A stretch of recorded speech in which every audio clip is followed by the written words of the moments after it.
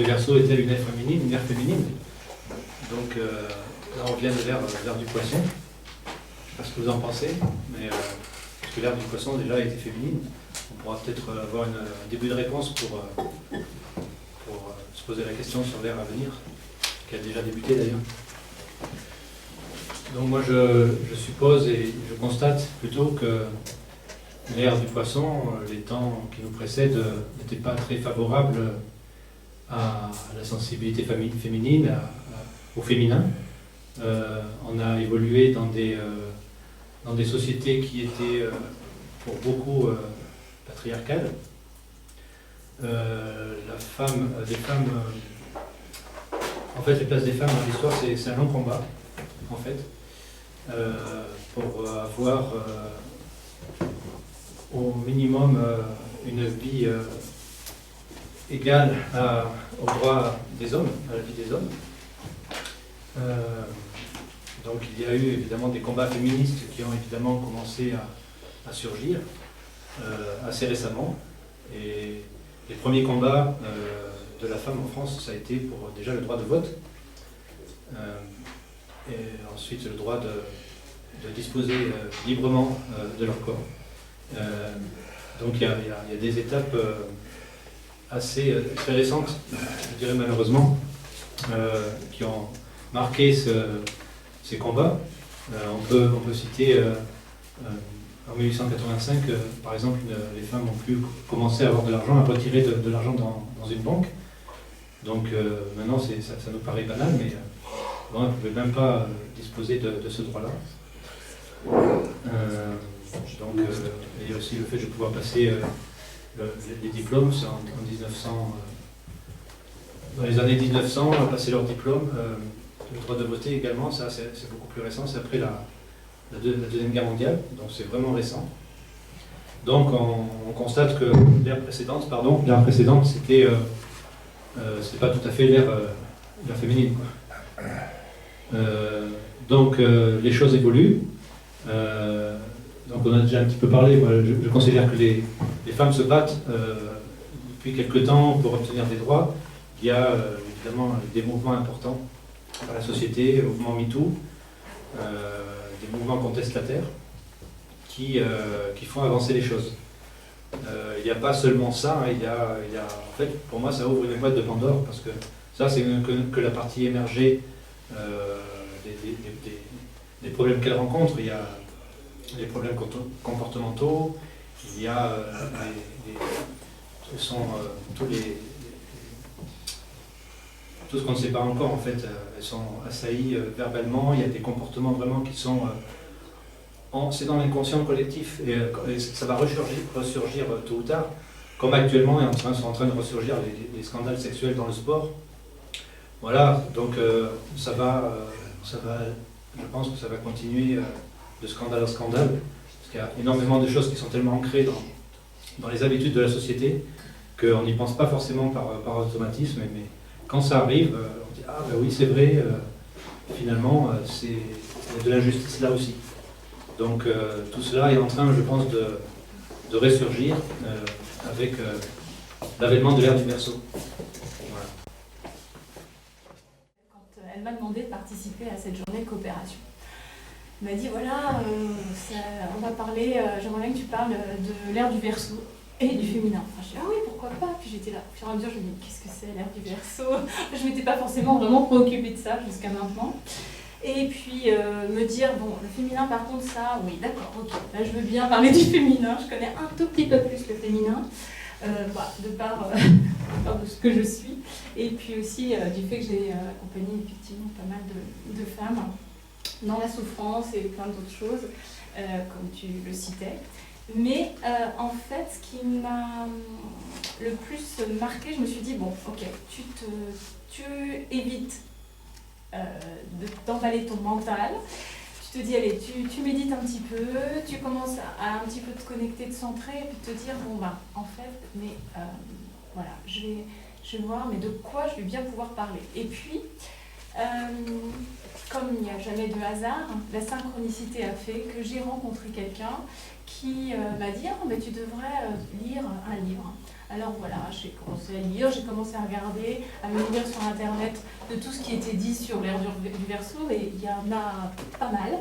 Donc vous pouvez trouver tout et son contraire en fait, hein, au niveau des dates. Ça c'est beaucoup au niveau des dates, ils cherchaient en fait absolument à dire est-ce qu'on est dans l'ère du Verseau, est-ce qu'on est dans l'ère du Poisson, est-ce qu'on va être bientôt dans l'ère, comment il disait là, avec Uranus, les planètes et tout ça, Ovo, ok. Donc là, du coup, je me suis dit, bon, il faut que je me pose. Et puis j'ai commencé à lire un livre qui s'appelle Le capitalisme tombera, de Pierre Trigano, qui parle, lui, en fait, d'archétypes, en fait, qui m'ont, en fait, intéressée par ce que je voulais dire. Grosso modo, il parle de 2 archétypes. Le premier, celui représenté par ce qu'on appelle, ce qu'il dit, le masculin libérateur, dit, en fait... selon lui, incarné par Michael, qui, comme je parle, des personnes savent que c'est Dieu, c'est comme Dieu. Et donc ce serait en fait l'incarnation de Jésus, donc le soi divin qui serait venu sur Terre, donc comme vous le savez, il y a ça plus de 2000 ans. Et donc ça, il explique, voilà, ça c'est un premier archétype, le masculin divin. Et puis, il y a le masculin satanique, comme il dit. Donc ça c'est ce qu'il a appelé le masculin aliénant. Et c'est de ça en fait, c'est ça qui m'a le plus marqué parce qu'il distingue bien, non pas pour avoir une volonté d'être dans la dualité, mais quand même d'expliquer par rapport aux prophéties subversives de l'Apocalypse de Jean, donc c'est vraiment très concret en fait ce qu'il explique, que tout est écrit, et tout a été écrit au moment de Jésus. Donc il explique qu'après la crucifixion, qu'au moment de Jésus, il y a vraiment eu cet être divin, comme un maître de sagesse, comme on va dire, qui est venu avec ce que moi j'aime bien appeler la puissance de l'amour. Donc il est venu pour exprimer, enfin pour incarner l'amour, et il ne l'a pas fait seul en fait. Hein. Il ne l'a pas fait seul, il l'a fait avec des femmes, parce qu'il était entouré de femmes, comme vous le savez, des merveilleuses femmes. Des femmes, ce que moi j'appelle des prêtresses en fait, hein, qui, donc Marie-Madeleine, mais aussi bon, bien sûr Marie, et puis aussi sa grand-mère, Anna, qui était grande prêtresse d'Isis. Et ça c'est important parce que, alors pourquoi j'ai appelé le cercle d'Isis, bon, je passe les détails, mais grosso modo, voilà, j'ai beaucoup été intéressée par ce côté féminin. Et surtout de ce que j'appelais la féminité divine. Et c'est ce qu'il dit en fait aussi Pierre Trigano. Et là je me suis dit, ah ok, il parle du retour de la féminité divine. Et ça m'a énormément parlé. Alors il ne parle pas vraiment de l'ère du Verseau, parce que ça c'est pas son sujet. Mais du coup, moi j'essaie de faire les liens à chaque fois. Et je me suis dit, mais en fait, il parle quelque part aussi quand même de cette ère du Verseau, de cette ère du féminin dont on dit, alors à quoi ça consiste ce féminin divin. Il explique que au moment de la crucifixion de Jésus, donc il y avait quand même Marie-Madeleine qui incarnait ce féminin divin, mais qu'après, malheureusement, après la crucifixion, est venue cette espèce de réalité collective de ce qu'il appelle ce masculin aliénant, et aliénant bien sûr la société entière, au fil du temps. Hein. Alors bien sûr, il y a des femmes qui étaient présentes, il y avait du féminin aussi, il y a eu plein d'autres maîtres de sagesse, des éveilleurs de conscience, tout ça. Bien sûr que ça s'est fait au fil du temps, mais que de manière globale et générale, malheureusement, il y a effectivement cette énergie dite, entre guillemets, satanique. Il ne faut pas y voir tout ce qui est magie noire et tout ça. Hein. Lui, c'est vraiment un archétype. Hein. L'archétype et l'archétype de Michael avec, vous savez, cette image de Michael avec le serpent. Bon, c'est significatif de ça en fait. C'est que dans le plan divin, à un moment donné, c'est ce qu'on se disait tout à l'heure, tout le monde va pouvoir évoluer, incarner son soi divin sur Terre et permettre une vraie libération. Alors, vu comme ça, je me dis, bon, on y est quand même encore un peu loin, cette histoire. Ça va, là, vous m'entendez ? Et donc, du coup, je me suis dit, mais comment manifester, en fait, de plus en plus cette énergie de féminité divine, de ce que j'appelle, moi, ce féminin divin qui a été un petit peu oublié complètement, hein, on va le dire, et mais qui revient petit à petit parce qu'il y a de plus en plus de femmes qui commencent à ressentir aussi cette énergie, l'énergie que j'appelle Marie-Madeleine, mais il y en a plein qui pourraient l'appeler Mère Divine ou autre. Et pour moi, c'est ça en fait, qu'on est en train de commencer à sentir, enfin en tout cas moi, c'est ce que je commence à sentir, et que j'essaie de faire un petit peu passer aussi dans ce que je dis, dans ce que j'essaie d'être chaque jour. Et je me suis dit, mais alors comment on va faire pour justement incarner un peu ce féminin divin, pour passer en fait, alors lui il parle du capitalisme avec l'accumulation des richesses, le pouvoir, enfin tout ce truc-là, à la coopération, la solidarité, le partage, enfin, ce qu'on s'est dit là. Comment allons-nous faire? Donc il dit que, alors par ailleurs je ressens qu'il y a quand même qu'on est aidé, moi je ressens ça, je ressens qu'il y a quand même cette énergie, une énergie qui nous dépasse. Alors il y en a qui vont dire que c'est Uranus, il y en a qui vont dire qu'on est dans le 7e rayon, donc la magie, que l'ère du Verseau c'est la magie du 7e rayon, et donc c'est la magie vraiment de la magie et du rituel, donc on va être facilité et aidé pour justement que chacun puisse incarner ce soi divin. Moi j'appelle ça le soi divin, enfin il y en a plein d'autres qui vont parler d'étincelles divines ou de choses comme ça. La question c'est toujours pareil, c'est comment allons-nous chacun pouvoir incarner en fait cette étincelle divine. En fait, moi c'est ça la question à chaque fois. Alors moi je vois que peut-être la solution ce serait effectivement de prendre déjà conscience qu'on a une conscience. Donc là, je rejoins tout ce qui a été dit jusqu'à maintenant. Déjà, de prendre conscience qu'on a une conscience, ce serait déjà pas mal. Et puis de se dire, ok, je me connecte, non pas tout le temps à mon mental, et donc de ne pas être trop de connecter au cerveau, mais d'essayer de me connecter à mon cœur, de me connecter à mon intuition, de me connecter à qu'est-ce qui me fait vibrer, d'accueillir en fait mes ressentis. Parce que je pense que c'est quand on est dans l'accueil qu'on commence vraiment à pouvoir vraiment se connecter à sa conscience, à ça. Ouais, en fait, c'est arrivé déjà, parce qu'on est dans le train-train tout autant qu'on est, déjà arrivé à comprendre qu'on a une notion spirituelle, qu'on a une part de notre être qui est spirituelle. Oui. Je pense qu'on est dans la société où on vit, il n'y a rien qui favorise le fait de s'asseoir et prendre un moment et puis se poser des questions, ce type de questions en fait. Ouais. Et ce serait le départ du chemin en fait. C'est un bon départ de prendre conscience de ça, une fois, mais aussi de vivre avec. En faire une habitude. Savoir tout le temps qu'on a cette part spirituelle. Après, voilà, ça c'est un mot utilisé pour ça, mais il y a, comme tu disais, chacun avec son vécu peut avoir son vocabulaire pour exprimer ça. Mais une part de Dieu, une part de spirituel, une part de grande valeur morale, voilà, il faut déjà reconnaître cette part que l'on a en nous, et ensuite là on peut commencer, ou pourquoi pas continuer le chemin qu'on a. Oui. Non, mais tout à fait. Et je pense qu'en fait, on n'a pas 36 000 outils, en fait. Si on reprend un petit peu les choses, c'est ce que j'ai un peu essayé de réfléchir, mais je me dis, on commence, voilà, ça commence petit à petit, mais déjà de comment communiquons-nous. Comment on pourrait mieux communiquer déjà. Alors, il y a le développement de la communication non violente. Moi, j'aime pas trop le mot non violent parce que ça oppose toujours. Je préfère dire plutôt communication bienveillante. Comment on est et on essaye d'être dans cette communication bienveillante. Aujourd'hui, moi, ce qui me frappe, c'est de voir qu'en fait, les gens utilisent beaucoup le mot combat. Je veux me battre. Donc là, pour moi, c'est vraiment pas l'expression de l'amour, en fait, parce que c'est l'expression vraiment de la guerre. C'est justement moi qui j'utilise ce vocabulaire pour dire que les femmes vivent vraiment un combat pour se faire reconnaître. On a eu cet échange quand on a commencé. Moi, je considère que les femmes vraiment sont obligées de se battre pour se faire entendre. Voilà, quand on arrive à une violence, c'est bien connu, c'est parce que la communication, c'est un échec.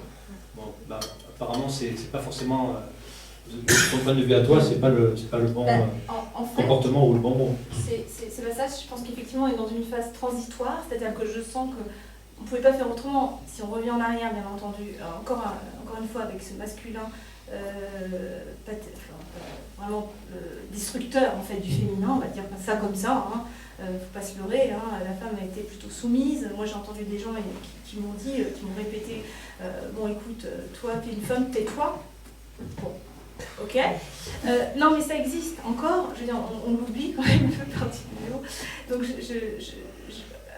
ce que je veux dire, c'est que je comprends que ces femmes, elles aient envie de se battre, elles aient envie de dire, je suis là et tout. Voilà. Sauf que, en fait, elles utilisent un peu les outils de l'homme, en fait, enfin, pas les outils de l'homme, les outils du masculin aliénant, le masculin destructeur, dur, qui veut, par le biais de son pouvoir personnel, agir sur l'autre. Donc, en cela, il est aliénant. En cela, il est dans la je t'impose mon point de vue, je suis dans le pouvoir, ou j'ai l'argent, donc je t'impose le pouvoir.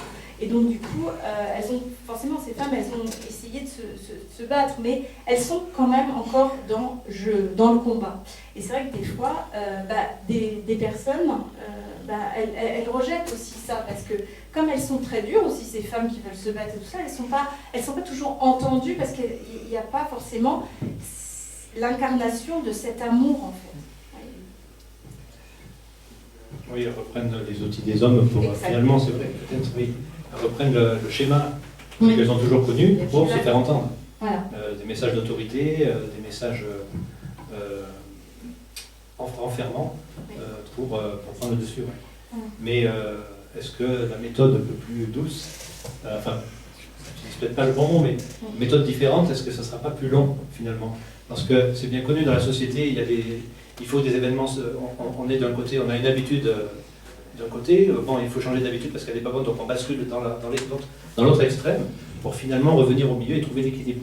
Je pense que c'est un schéma qui est assez connu dans la société. Bon, passer par la violence, c'est peut-être pas une bonne idée, mais par une autre méthode, ça va durer plus de temps, quoi. Oui et non, parce que je sens, alors selon Pierre Frégano, on est rentré dans l'ère du Verseau en 2015, donc plein de choses comme ça. Et il dit quand même que justement, ça va se faire, pas naturellement, je pense qu'on a notre part de responsabilité, et c'est ça qui est important de voir aujourd'hui. Voilà, cette part de responsabilisation, c'est-à-dire sortir de la soumission à la responsabilisation, sortir de l'individualisme au collectif. Et bon, moi je pense qu'on peut y arriver progressivement, justement par ces outils dont je parlais, par l'éveil des consciences. Il ne faut pas oublier aussi que là aussi, il y en a qui disent que Uranus c'est l'éveilleur. Et voilà, de plus en plus de personnes, moi je le vois, hein, parce que j'accompagne quand même pas mal de monde, et je m'aperçois, mais vraiment un peu comme par magie, moi je reviens vraiment plus à cette rayon là, parce que je pense qu'un petit peu, il faut penser à ça, c'est qu'aujourd'hui on est quand même beaucoup plus aidés. Moi c'est ça que je ressens. Il y a au début, voilà, je parlais de moi. Moi, je suis née en ressentant beaucoup de choses, avec ce côté sensitif. Il y en a qui vont dire que je suis hypersensible, parce qu'il faut toujours mettre les gens dans des cases. Mais bon, disons que, avec cette sensibilité-là, donc avec sentir ces énergies-là, je vois que de plus en plus de personnes, aujourd'hui, ressentent ce que j'ai pu ressentir quand moi j'étais petite. Mais quand j'étais petite, ça ne se disait pas, ça se cachait. Il fallait surtout pas dire qu'on était un petit peu différent. Parce que moi, je ne comprenais pas que les gens me disent mais non, je sens rien, je ressens rien. Aujourd'hui, ce n'est pas le cas, ce n'est pas ce que je ressens. Bien sûr, il y a encore des personnes qui sont complètement fermées. Pour la petite anecdote là, récente, j'ai rencontré un ami que je n'avais pas vu depuis très, pas un ami, mais un collégien. Enfin, c'était quelqu'un que j'avais connu au collège. Et beaucoup dans le mental, un mec dans la finance et tout ça. Et puis je lui donne ma carte. Sur ma carte, c'est marqué « Vivre le cœur en joie ». Et il s'exclame. Parce qu'il dit « Ah !» Il dit bah, « Écoute, tu vois, là, les burn-out, maintenant je comprends mieux ce que tu veux dire par vivre le cœur en joie. » Mais il me dit « Il y a 10 ans, j'aurais jamais compris. J'aurais vraiment rigolé, je t'aurais mis ta carte par terre. » Et il a eu l'honnêteté de me le dire. Ça veut dire qu'en fait, quand même les plus coriaces, entre guillemets, aujourd'hui, moi, de ce que je ressens, encore une fois, sont quand même dans je suis touchée. par autre chose. Je sens beaucoup plus d'ouverture, je sens beaucoup plus de gens qui ressentaient rien avant, qui ressentent maintenant, des gens qui prennent conscience quand même que le monde en ce moment est tellement extrême qu'il y a quand même de plus en plus de souffrance, malheureusement dans le monde du travail particulièrement. Je ne faut pas oublier, moi je suis pléthore de personnes qui me parlent du burn-out. Avant on n'en parlait pas du burn-out, les gens étaient stressés mais on s'en fichait. Aujourd'hui on arrive à le reconnaître. Et aujourd'hui il y a des enfants qui naissent, et ils naissent avec autre chose. Ils ont tout déjà. Ils ont cette ouverture du cœur. Ils ont cette énergie d'amour, c'est comme s'ils l'incarnaient directement. Et donc c'est pour ça que c'est important de les accueillir, de les écouter. Ils ne comprennent pas toujours comment ça fonctionne. Et c'est pour ça qu'il y a de plus en plus d'écoles alternatives qui se créent. Et heureusement, pour éviter tous les dégâts, tous les traumatismes, parce qu'après on est obligé de malheureusement les récupérer à la petite cuillère. Moi, combien d'enfants hypersensibles j'ai récupérés et qui étaient à la limite de se suicider. Il ne faut pas l'oublier, ça. Hein. Donc, vraiment, je tiens à dire qu'on n'est pas, ce que je veux dire, comme vous le savez, on n'est pas dans ce monde de bisounours, encore, je dirais. On n'est pas encore dans le changement de paradigme. Il y a encore beaucoup de choses qui coincent. Ce côté masculin aliénant, il est quand même encore bien présent. Mais je suis toujours très optimiste. Et je crois que de plus en plus de femmes aussi, et d'hommes, parce que moi je ne pense pas que ce soit que la femme qui peut incarner ce féminin, ou ce soi divin féminin, l'homme aussi a ce soi divin féminin en lui, comme on a notre soi divin masculin en soi. Bon, ça c'est ce que je pense, voilà. Mais, ouais, je continue de penser que les hommes ne vont pas capter. Hein. Il faut vraiment des messages forts pour que les choses avancent vis-à-vis des hommes. Je ne suis pas convaincu que la méthode, que ça soit aussi efficace. En tout cas, une prise de conscience, de toute façon, c'est très long. On est d'accord. C'est vraiment très long et ça ne se voit pas du jour au lendemain. On ne voit pas les choses évoluer. C'est avec le recul sur une décennie qu'on commence à... Selon moi, on commence à constater certains changements. Donc, moi, ce que je ressens aussi, parce que quand je fais mes ateliers avec les femmes et tout ça, c'était ce que j'aime bien dire, c'est que vous êtes, c'est vous les femmes qui êtes les prêtresses, c'est vous les femmes qui êtes les initiatrices. Vous voyez, vous avez ce rôle-là. C'est vous les femmes qui allez pouvoir ouvrir le cœur des hommes. Voilà. Et ça... Alors comment on fait? On va bien me dire, mais comment tu fais? Alors je dis, je commence à essayer d'être plus juste avec moi-même, je veux dire, dans ma plus authenticité, ma plus grande honnêteté avec moi-même. Par exemple, moi ce que je dis souvent, c'est au lieu de faire semblant ou d'être dans le paraître avec un homme, de commencer à lui dire, voilà, je ressens, voilà, quand tu me dis ça, je ressens ça, par exemple. De lui exprimer l'amour, ne pas... Parce qu'aujourd'hui, quand je vois les magazines féminins même, c'est un peu... Enfin, c'est spécial, quoi. Bon, alors quelle est la meilleure position pour que votre homme, que vous puissiez avoir le meilleur orgasme? Enfin, vous voyez, on en est là quand même aujourd'hui encore. Alors que, voilà, l'idée, ce serait plutôt, qu'est-ce que tu ressens? Qu'est-ce que dans l'amour, qu'est-ce que je ressens? Quelle est cette énergie d'amour que j'ai envie de te transmettre? Voilà, de dire je t'aime, c'est si simple, mais il y a tellement de gens qui ne le disent pas. Enfin, vous voyez, revenons à cette simplicité, en fait. C'est ça l'idée de sortir du mental pour revenir. Et là, je pense que la solution, c'est revenir à soi. Plus on reviendra à soi, plus on ressentira, plus on se dira, bah ouais, ok, d'accord, juste là, je suis dans ma blessure. Ma blessure d'enfant n'est pas que ça, parce que il n'y a pas que la blessure, mais c'est déjà beaucoup. Donc de commencer à être honnête avec soi-même et être authentique avec soi, pour être le plus authentique et aimant avec l'autre.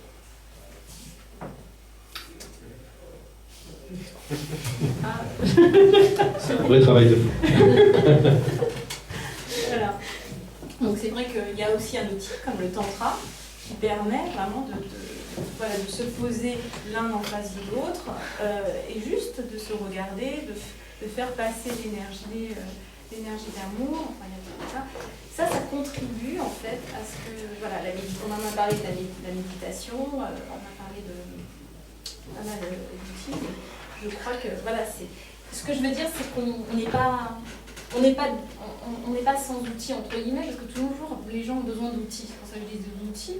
Mais voilà, c'est pas un outil en tant que tel, c'est un état d'être.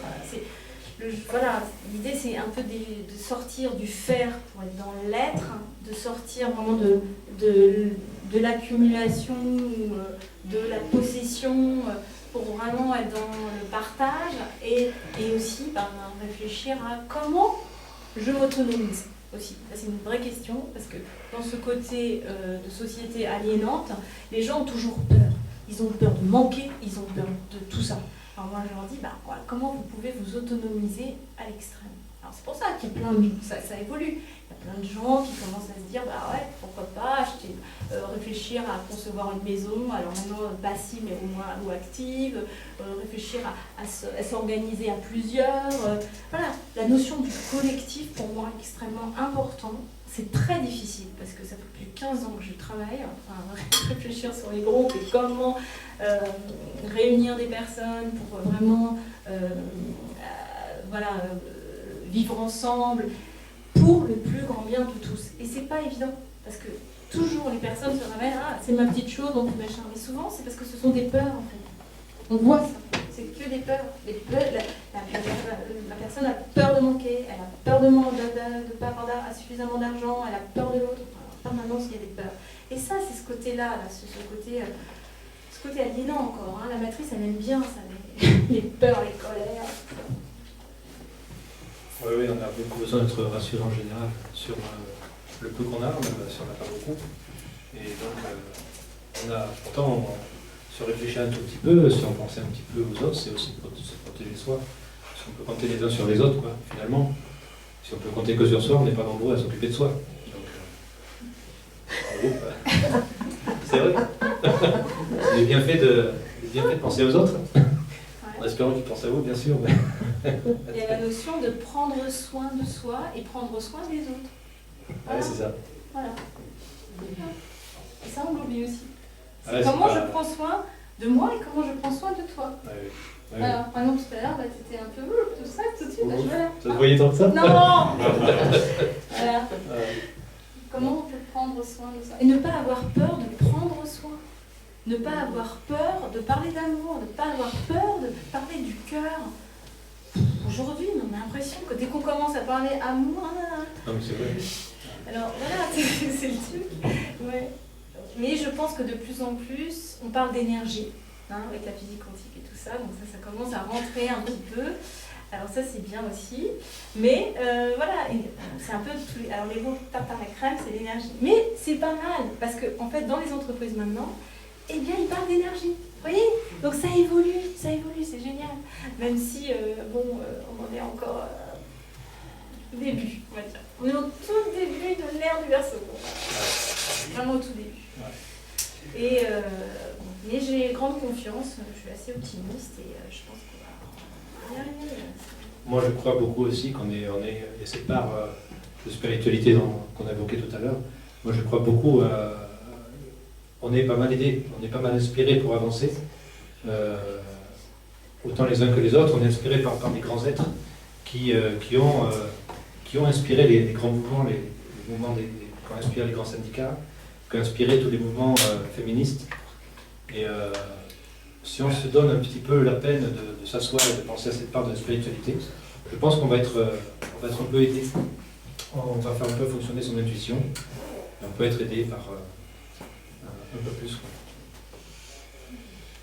Oui, alors il y a autre chose aussi, peut-être on a encore 5 minutes là, sur les révélations aussi. Je pense qu'on va être dans, je ne sais pas pourquoi je dis ça comme ça, mais on va être dans une phase de révélation. Ce que les gens ont envie de savoir. Et c'est pour ça qu'on en a parlé aussi ce matin, les révélations grâce à la science, les révélations, et par d'autres personnes aussi. Quand je vois les révélations archéologiques, les révélations, là, je vois, je suis très intéressée par tout ce qui est dans le sud de la France, Rennes-le-Château et tout ça. Et je vois que là, il y a quand même aussi des évolutions de révélations, comment on va trouver des tons nouveaux, des choses comme ça. Et on va avoir quand même des révélations qui vont se faire. Moi, je crois beaucoup à ça aussi. Et 2015, alors, c'est censé être quoi? 2015, pour Pierre Trigano, c'est vraiment vraiment l'enclenchement de la fin, le début de la fin du capitalisme. Qui va tomber à un moment donné. 2021, la fin du capitalisme mondial, il a dit Trigano. Oui, c'est ça. Voilà. Donc ça a commencé en 2015. Voilà, oui. Effondrement du capitalisme Voilà. mondial. 2021. Mais après, il s'est trop. Ah, plus qu'un an à attendre. Alors, oui, mais après, il s'est dit qu'en 2021, ce serait peut-être pas ça, parce qu'en fonction de l'âge de Jésus, tout ça, bon, ouais. Donc là, en fonction, donc ce serait plutôt 2035, 2045. Donc vous voyez, bon, au niveau des dates, c'est pour ça que je dis, bon, moi j'aime pas trop les dates, parce que c'est jamais très sûr. D'ailleurs, il a reconnu que ça date du 2015, bon, voilà. Mais il a dû, en fait, quand même, constater, merci Charlie, tout ça, enfin, je suis Charlie, tout ça, alors il parle de ça dans son livre, mais bon, c'est ça, c'est ça. Vous avez une autre question? J'ai une question. Oui. Oui, parce qu'effectivement, on dit toujours l'ère du Verseau, c'est une ère féminine. D'accord. Je répète. On dit toujours que l'ère du Verseau, c'est une ère féminine. Or, le Verseau, c'est le rayon 7. Et le rayon 7, c'est un des rayons les plus masculins qu'on puisse connaître. Vous pouvez expliquer. J'ai jamais compris. Hein. Non, moi alors, je voulais revenir là-dessus parce que j'aime pas trop le côté encore, ce que je disais, féminin-masculin. Pour moi, on est plutôt vers une ère de ce que j'appelle le soi divin, le soi qui est féminin et masculin. Comme je le disais tout à l'heure, et c'est là où je le rejoins Pierre, c'est qu'il parle de ce masculin divin qui est en lien avec le féminin. C'est-à-dire que quand Jésus était là, il y avait encore une fois Marie-Madeleine, le féminin était présent. Or, aujourd'hui encore, c'est le masculin, entre guillemets, aliénant, qui prend trop de place. Et donc c'est pour ça que quand on dit que ça va être une ère féminine, c'est plutôt une ère qui va ramener, en fait, le féminin divin. C'est ce qu'il appelle le retour de la féminité divine. Oui, parce qu'en Donc fait, c'est plutôt ça, en fait. C'est une ère du retour du féminin divin pour rééquilibrer, en fait, le masculin. Mais pour moi, c'est plutôt une ère du soi divin, féminin, masculin. oui, c'est ça. L'ère du Verseau, c'est une ère de la synthèse, où on va avoir plutôt des fonctionnements à l'horizontale, comme on dit, entre le travail à l'horizontale. Sortir d'ici en rencontre. Ça, c'est fait. On dit que c'est les hommes qui ont l'esprit le plus mal tourné. Je retiens. Et donc, voilà, donc tout le monde devrait s'y retrouver. Ah, mais c'est fini, on a fait l'intervention. Oui, donc on va plutôt travailler ensemble, sans faire appel à une hiérarchie. Donc, selon moi, l'ère des Verseaux, on se dirige vers ça pendant cette ère. Ce qui veut dire que travailler ensemble, en groupe, il va falloir se remonter les manches. Et ça sous-tend de mettre de côté toutes ces différences et tous ces barrages qu'il y a entre nous. Isabelle, vous avez parlé de 2012. Vous pouvez me dire de 3 mots ce que vous vouliez nous dire sur 2012? Non, je parlais des Mayas, en fait, qui avaient annoncé la fin du monde, en fait. Mais en fait, les gens pensaient que c'était la fin du monde, mais pour moi, c'est plutôt la fin d'un monde. Oui. Et ça correspond, en fait, c'est assez intéressant, parce que ça correspond quand même avec ce que disent la plupart des gens. Donc, je pense sincèrement que, en fait, les Mayas savaient aussi. Savaient qu'on allait aller vers une ère différente, un changement de paradigme, mais bon, ils l'ont situé à 2012, mais je trouve que c'est déjà pas mal quand même, parce que quand ils l'ont fait, c'était encore, c'était très lointain. Donc voilà. Donc c'est ça qui est intéressant de voir. Merci. Et ça a été dit dans beaucoup de traditions en fait, parce que dans les Védas, il y a des choses qui ont été indiquées aussi, et qu'on retrouve, et je pense que peut-être effectivement ce qui a été ciblé dans ces traditions-là, c'est la bascule du milieu, parce que effectivement, à partir de cette date, qui à mon avis est juste derrière nous, mais très peu d'années, l'énergie dominante, elle change. Parce que jusque-là, l'énergie dominante, c'était l'ère des poissons, et à partir de là, l'énergie dominante, c'est l'ère du Verseau. Et donc il y a un conflit forcément entre les deux, parce que l'homme résiste en fait. C'est la non-acceptation du changement qui fait qu'on devient violent en fait. Toute la violence actuelle, elle est née de la non-acceptation du changement. Alors qu'en fait, bon, c'est simple, il faut changer. On parle du féminin et du masculin. Ça, pour moi, je le place davantage sur un plan humain. Et si je me place sur un plan spirituel, il n'y a plus cette division, puisqu'il n'y a plus ni féminin ni masculin, il y a une unité entre les deux. Oui, en fait, chaque énergie, elle est à la fois masculine et féminine.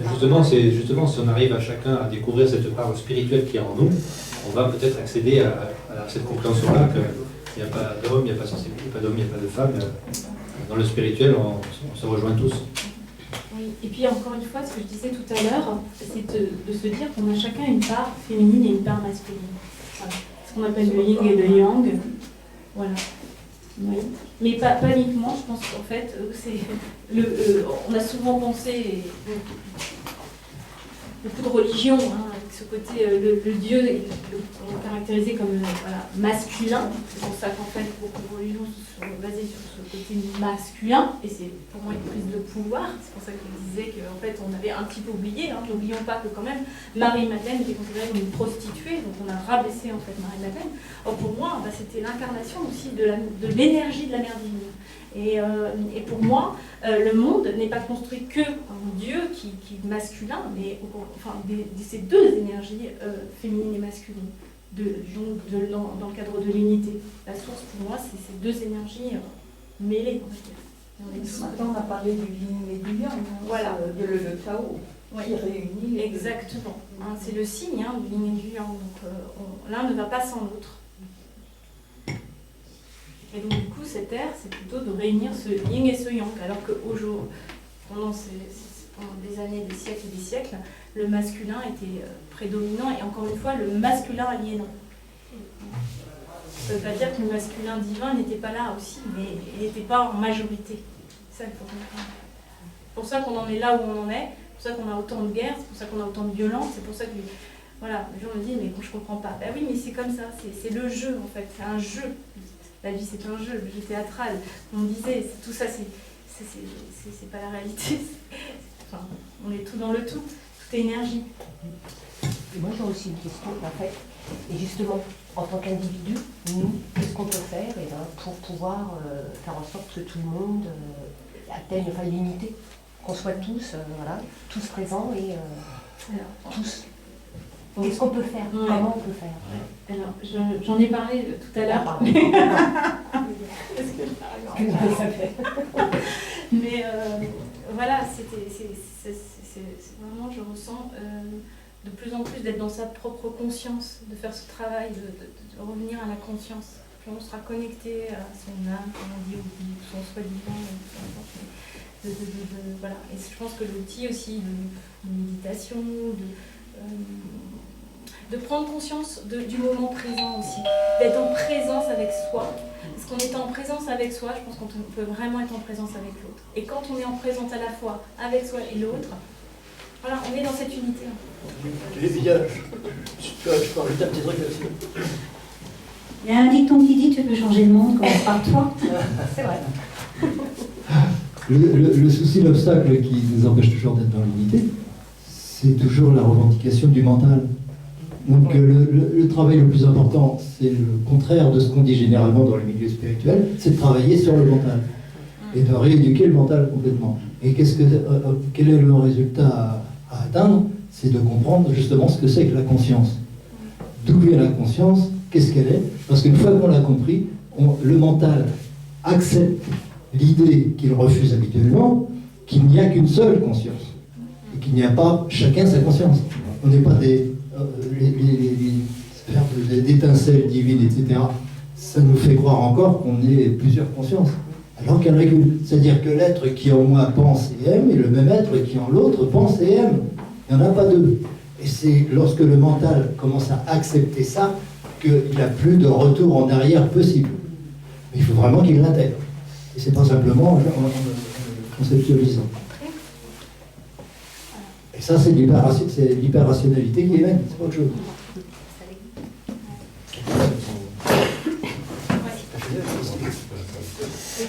Rappeler qu'on est tous un.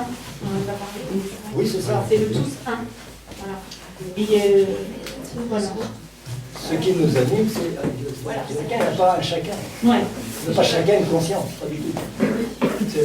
On croit généralement qu'on est plusieurs esprits ayant conscience d'un univers, c'est exactement l'inverse. On est une seule conscience ayant conscience d'une multitude d'univers personnels différents. Chaque univers est une illusion différente, mais il n'y a pas un univers dont nous serions plusieurs. Il y aurait plusieurs consciences bon. C'est vraiment une inversion du mental. Le mental, il ne peut accepter ça qu'une fois qu'il est mis en face de certaines évidences qu'il est capable d'accepter. C'est là-dessus qu'il faut travailler. C'est ça le plus efficace.